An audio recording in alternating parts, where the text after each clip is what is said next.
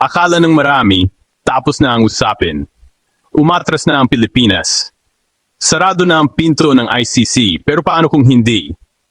Paano kung sa mata ng internasyonal na batas, ang pag-alis ay hindi automatikong pag-absuelto? Paano kung ang kapangyarihang minsang kinatakutan sa loob ng bansa ay wala ng bigat sa loob ng isang korte sa The Hague?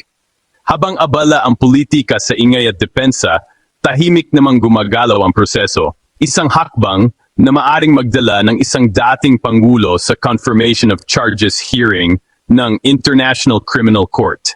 Hindi pa ito hatol, ngunit hindi na rin ito sismis. Ito ang sandaling sinusukat kung ang mga parataratang ay sapat ang bigat upang humarap sa buong paglilitis. At kung ang hustisya, kahit gaano kabagal, ay maari pa ring umabot. Ang tanong ngayon, talaga bang sarado na ang kaso o nagsisimula pa lamang ito? This is presented to you by Education 4708. Just proceed to view the full content. Magandang araw mga ka-edocs at welcome pong muli sa ating channel. Sa mga hindi pa nakapag-subscribe sa channel ko, mag-subscribe na kayo para lagi kayong updated sa ating mga talakayan araw-araw. Kaya tara na. Sa mata ng mundo, muling bumaling ang pansin sa The Hague.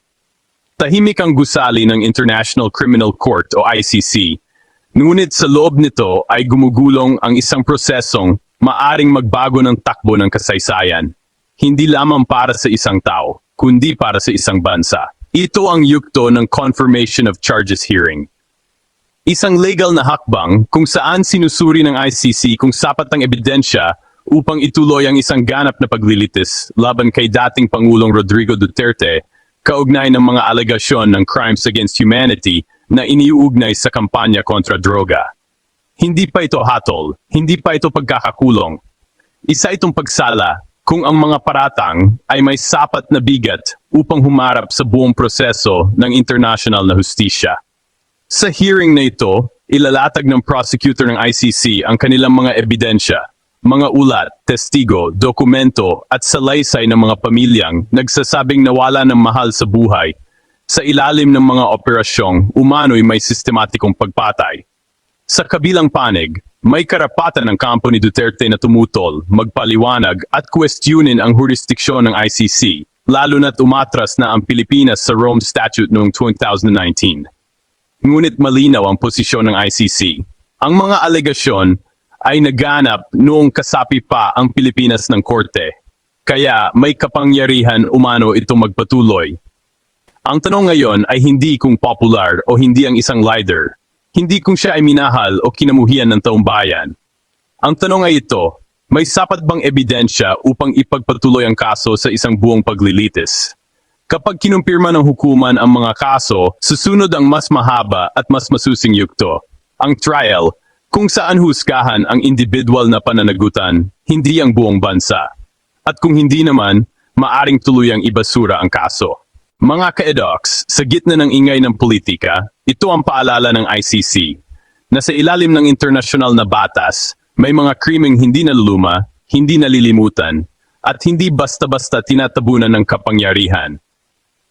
Ang Confirmation of Charges hearing ay hindi laban ng bansa laban sa mundo. Ito ay pagsubok kung hanggang saan umaabot ang hustisya kapag ang inaakusahan na isang dating makapangyarihang pinuno. At habang naghihintay ang desisyon, isang bagay ang tiyak, ang kasaysayan ay muling isinulat sa loob ng isang korte malayo sa Pilipinas ngunit malapit sa tanong ng pananagutan. Hustisya ba? O politika? Iyan ang huhusgahan ng panahon at ng batas. Kung titingnan sa papel, marami ang nagsasabing malabo na itong umusad. Umatras na ang Pilipinas sa ICC. Wala na raw jurisdiksyon. Politika lang daw ito. Pero sa mismong istruktura ng International Criminal Court, malinaw, may mga dahilan kung bakit posibleng itulak at ipagpatuloy ang Confirmation of Charges hearing.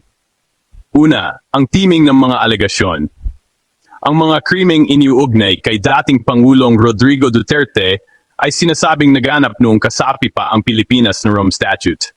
At sa ilalim ng internasyonal na batas, ang pag-atras ng isang bansa ay hindi automatikong nagbubura sa mga kasong naganap habang ito ay miyembro pa. Ibig sabihin, ang ICC ay hindi basta humahabol, may legal na batayan kung bakit patuloy ang proseso. Ikalawa, ang bigat ng ebidensya. Hindi umuusad sa confirmation of charges ang isang kaso kung puro haka-haka lamang. Ang hakbang na ito ay indikasyon na, sa pananaw ng prosecutor, may sapat ng dokumentasyon, testigo, at pattern ng mga pangyayari na maaring magpakita ng systematic at widespread acts, isang mahalagang elemento sa crimes against humanity. Hindi ito usapin ng ilang insidente. Ito ay usapin ng estratehiya, pulisya, at umano'y utos mula sa itaas. Ikatlo, ang direksyon ng ICC sa mga nakaraang kaso. Sa kasaysayan ng korte, bihira itong umusad sa ganitong antas kung walang malinaw na tsansa na ipagpatuloy hanggang trial. Ang confirmation of charges ay hindi formalidad, ito ay gatekeeper ng hustisya. Kapag nalampasan ito, malinaw ang mensahe, ang kaso ay hindi basta ibabasura. Ikaapat, ang prinsipyo ng individual criminal responsibility. Hindi bansa ang nililitis, hindi sistema ng gobyerno, hindi buong administrasyon. Isang tao ang pinapanagot, batay sa kanyang papel, impluensya, at kapangyarihan sa panahon ng mga pangyayari. At dito nagiging sensitibo ang usapin. Dahil ang kapangyarihang political sa loob ng bansa ay hindi automatikong pananggalang sa labas nito. May mga nagsasabing imposible ang enforcement, na walang mangyayari hanggat hindi kinikilala ng Estado ang ICC. Ngunit ang confirmation of charges ay hindi patungkol sa pag-aresto. Ito ay tungkol sa pagkilala ng korte na may kasong ang dapat dinggin. At minsan, yun na ang pinakamakapangyarihang hakbang.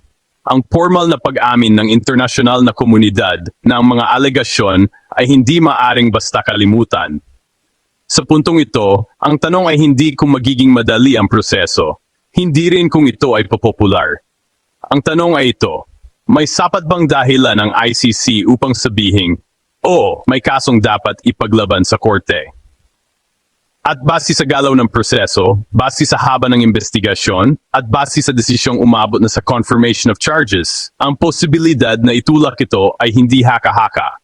Ito ay isang legal na opsyon na aktibong tinatahak. Hindi pa ito hatol. Ngunit hindi na rin ito simpleng banta. Ito ay paalala na sa ilalim ng internasyonal na batas, ang kapangyarihan ay may hangganan, at ang pananagutan, kahit mabagal, ay maaaring umabot. Sa tingin ninyo, dapat bang ituloy ng ICC ang confirmation of charges hearing kahit umatras na ang Pilipinas?